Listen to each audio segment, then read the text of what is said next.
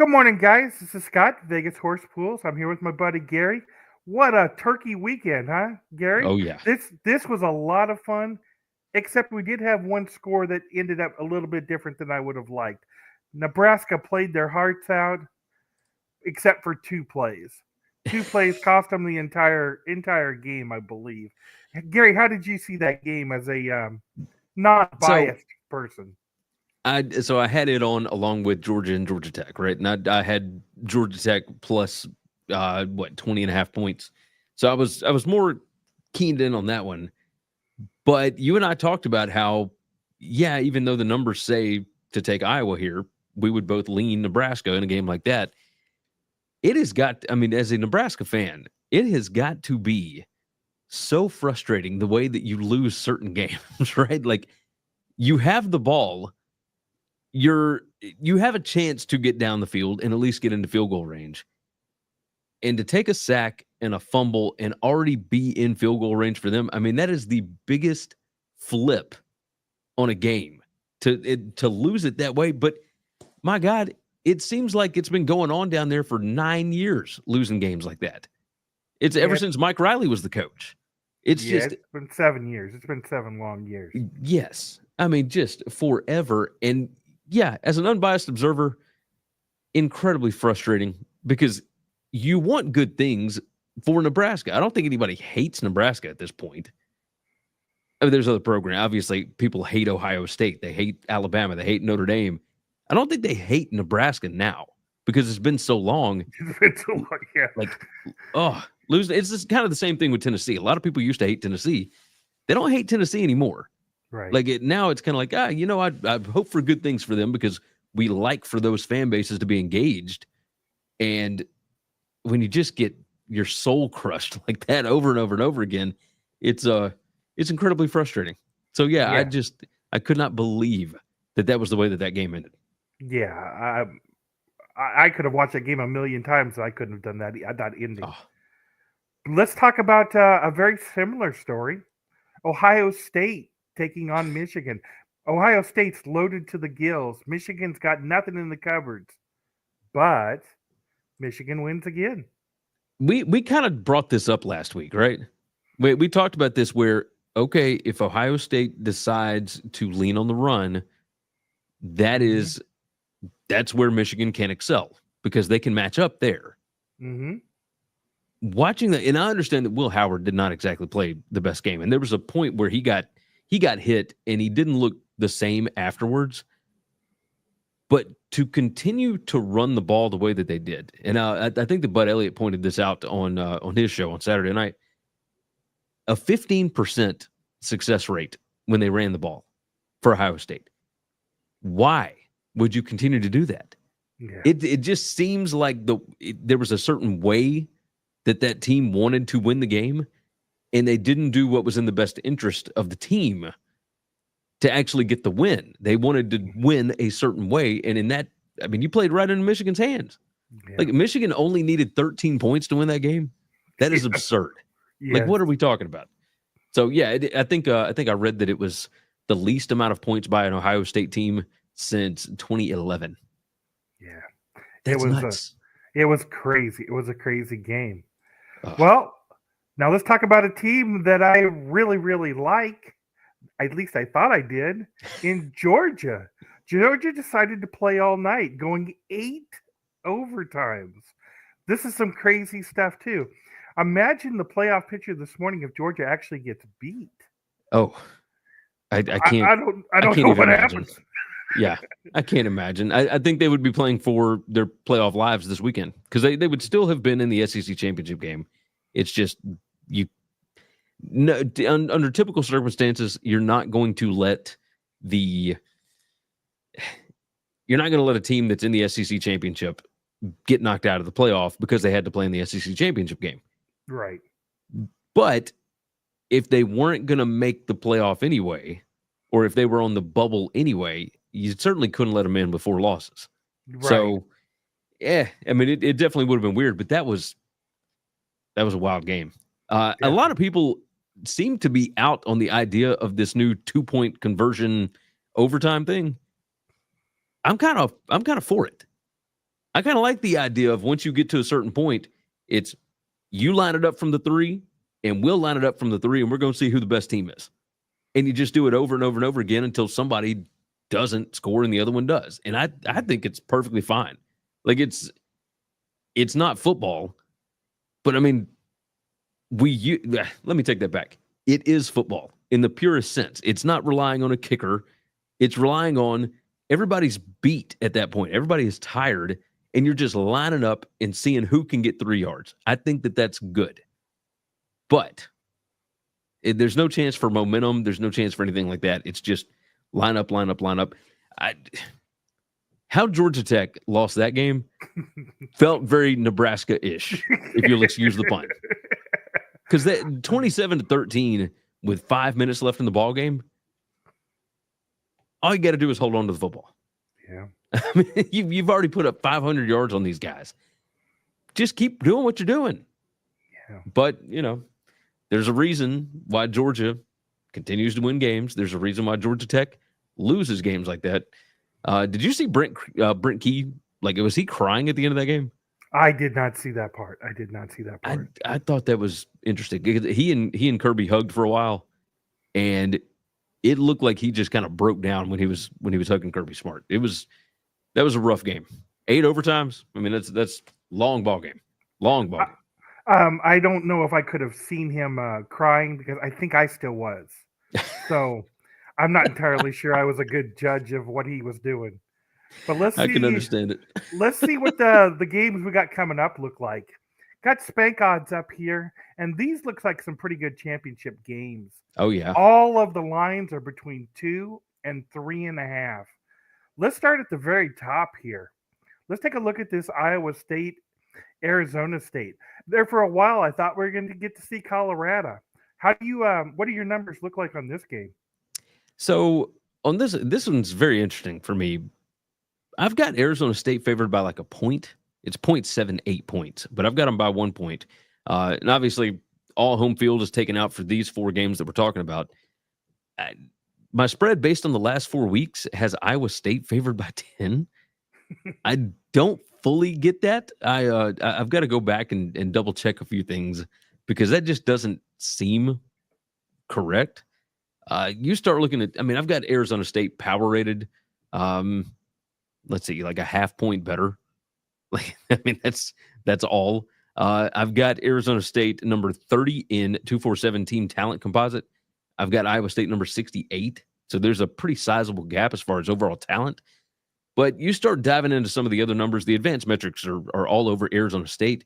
But when you get into kind of, a couple of the fundamental things, for example, Arizona State is number 131 in special teams efficiency. Iowa State is number 70, so that's a pretty big gap. Both teams don't turn the ball over. Arizona State number 87 in penalties per game. They're number 81 in penalty yards per game. Iowa State is number 3 in penalty yards per game. So there's going to be a lot of hidden yardage in favor of Iowa State in this spot. Net explosiveness, Iowa State is way more explosive, number 27 in net explosiveness. Arizona State is number 102. Arizona State wants to pound the rock, right? Iowa State, they can win a couple of different ways. They're not great at running the football. They'd rather pass it. I think that Arizona State is the better football team. My number would say to bet Iowa State here, but it's so close. I feel like Arizona State is on a pretty significant run here. So I would lean Arizona State on this. Which way would you go on this one? This one's going to be a really, really close ball game. And I think I've said this every single week, I believe. One of the biggest advantages of bettors we have is we can lay off a game and the bookie can't. This is one I'm going to be leaving alone. The next one coming up, though, let's take a look at this Georgia game because this is one I can't leave alone. Georgia taking on Texas again. And the number is opening there at 2.5. My spank odds alarm went off when this game opened at DraftKings. We're not allowed to bet DraftKings here in the state of Nevada. That's a long story, and I don't want to go into that because I'll get crying like the Nebraska game. But here, DraftKings looks like they've got they brought the number out at a -122, I believe it was on Texas. DraftKings did. It didn't last very long. What do your numbers show on this game? Because I think this is going to be a great one. I am. So my last, I've got to figure out this last 4 model, right? This last 4 weeks model that I've got, because it's kind of helped me out as far as figuring out momentum for certain teams, etc. It's hard to get what we just saw out of Georgia out of our heads. Yep. Texas had 0 running game the last time that they met. This time they found a guy. He's like a 4th string dude that is just picking up 3 and 4 yards every single time he runs the ball. Right? He got 6 yards a carry against Texas A&M, and that was a pretty good defensive front. My number has Texas by like 10.94. Now I did this earlier in the year when these two met, right? I had Texas heavily favored. All the metrics lean Texas.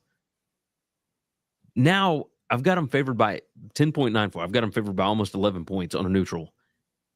But spread based on the last 4 weeks, I've got Georgia favored by 13. So I am across complete opposite spectrums here. It's hard to you saw the Georgia game against Georgia Tech.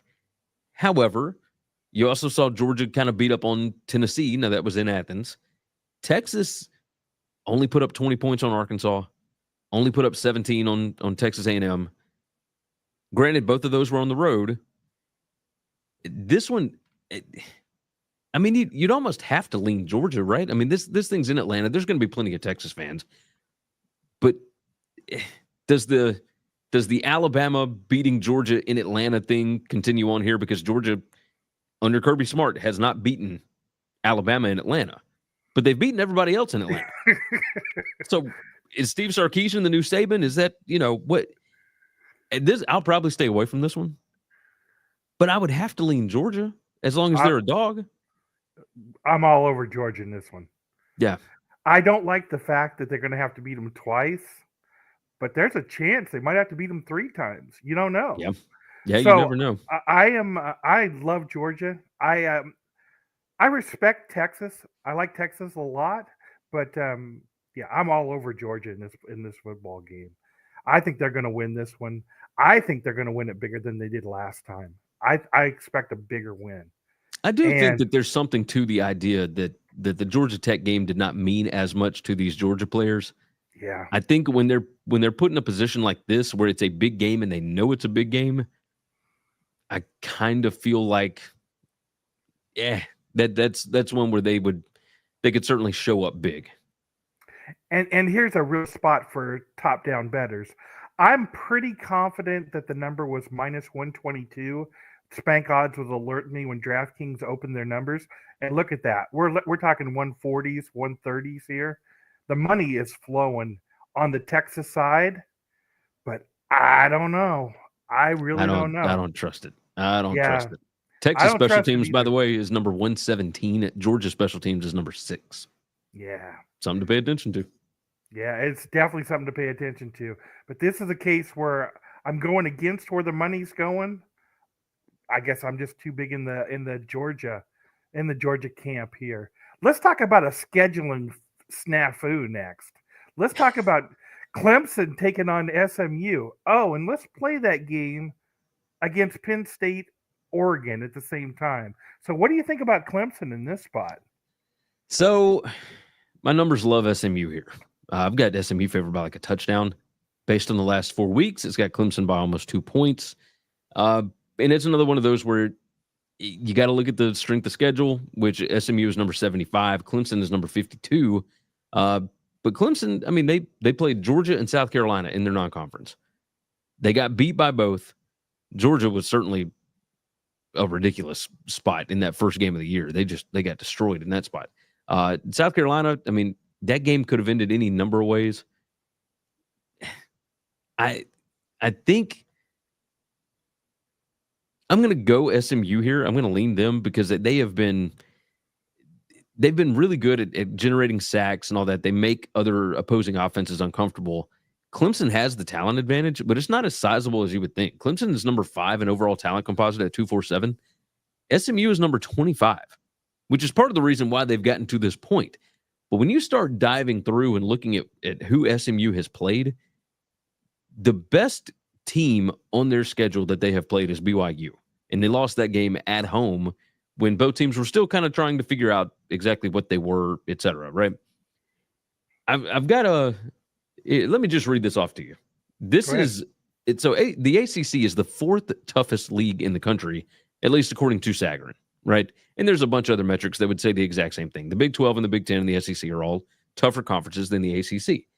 For SMU to get to where they are, they had to beat these teams in the standings: number 17, number 16, number 14, number 13, number 10, number 9, number 7, and number 5. So they haven't played the second, third, or fourth rated teams in that conference. Their best win is probably Louisville, who's an 8-4 team. They beat the Big 12's number 6 team. So maybe Louisville and TCU are their two best wins. I think Clemson's better than both of those. I mean, the resume is a little bit lacking. I think they're still probably better than Clemson. But if they don't win this one, I mean, they are setting themselves up for a painful Sunday. I think they're going to win this one, though. I think they're just there's something off with Clemson.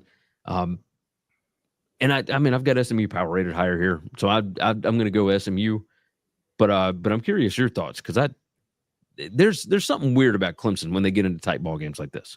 Yeah, there definitely is. I like SMU a little bit here, but let's be honest. Nobody, unless your kid's playing in this game, is watching this football game. Everybody's watching Penn State, Oregon. This is the perfect reason why you need a multi-screen setup, right? There you go. Well, let's talk about the big game here. Penn State. Do they have anything or do they not? We have some questions in our own mind if Penn State is as loaded as they claim according to the rankings. Oregon, there's no question in our mind they're loaded. Looks like we got a 3.5 biggest spread here of our 4 games. Who do you like in this football game? I've got Oregon power rated by 2 points on a neutral. So my number based on stats and everything else has Oregon by 4.5. My last 4 weeks model has Penn State by like 12. So this is another one of those where it's just the last 4 weeks model, by the way, for anybody that doesn't know, that hasn't watched the Bet US College Football Show, it is insanely volatile. It only takes games from the last 4 weeks, and it does a stats-based projection just on those stats. So it's not weighted other than the final score being opponent adjusted. But it's, it can be insanely volatile if you're just looking at a 3-game sample size or 4 games or whatever. I think people are so quick to assume that Penn State cannot win a game like this. And I think that's why the spread has gotten the hook over the field goal here. I think Penn State has an Ohio State problem the same way that Ohio State now has a Michigan problem. I don't know that Penn State has an Oregon problem. Mm-hmm. Like Penn State can absolutely stack up with this team. You're talking about the number 6 and number 11 most talented teams in the country.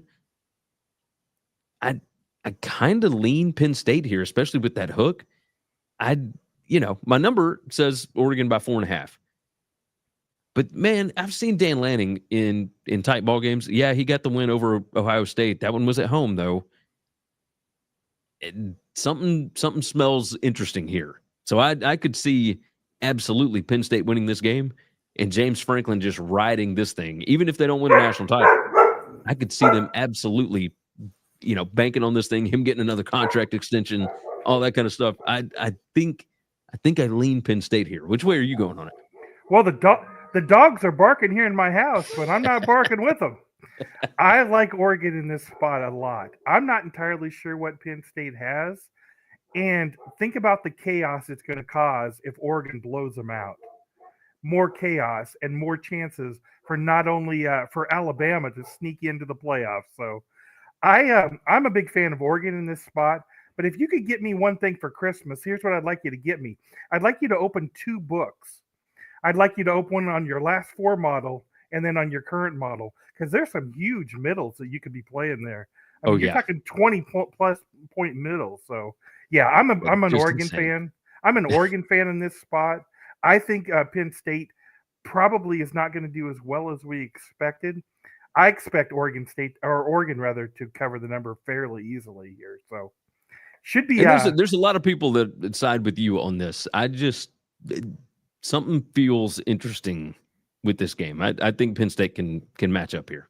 yeah. Well, that's very possible. I'm a big fan of the way Oregon's played all year. So, and I'm just not quite sold on Penn State yet. And again, Ohio State laying the egg here just a couple of days ago with Michigan hurts Penn State a little bit too. So That's true. So let's see how this ends up. I think, boy, this has been a great week. I'll be anxious to talk to you next week about how these came out. But how do people watch you and watch you on Twitter, and how do they reach out to you? Easiest way to get me is on X, right? At Gary WCE is the best way to do that. But you can also check out winningcureseverything.com, or, and most importantly, the BetUS College Football Show. It's every Tuesday and Wednesday at 1 p.m. Eastern Time. Now, once we get into the week of Christmas, we're going to be doing shows on Mondays because I ain't working on Christmas. So Christmas or New Year's Day, I will not be working those days. So we're going to do Monday of those 2 weeks. But yeah, we're rapidly approaching the end of this season. But man, we talked about it last week. We're going all the way through January 20th. Like, we got games forever now. I feel good about it. So I'm excited. Yes, at Gary WCE is the best way to reach out to me here on X. Yeah, this is a great time of college football, and I'm so glad to say Nebraska is going to be in the bowl. So we're finally going to get a chance to do that again. Of course, you can reach out to me. I'm at Vegas Horse Pools. If you have any questions about Spank odds, the Black Friday sale is ending today. Not very many spots left, so reach out quickly. I'm at Spank odds. Gary, we'll be back next week. Talk about these championship games, and this has been a great season talking about these games with you every week. I've thoroughly enjoyed it. Agreed. Same on this side, brother. Sounds good. Well, we'll close out for now, and we'll see you guys next week. Thanks for listening.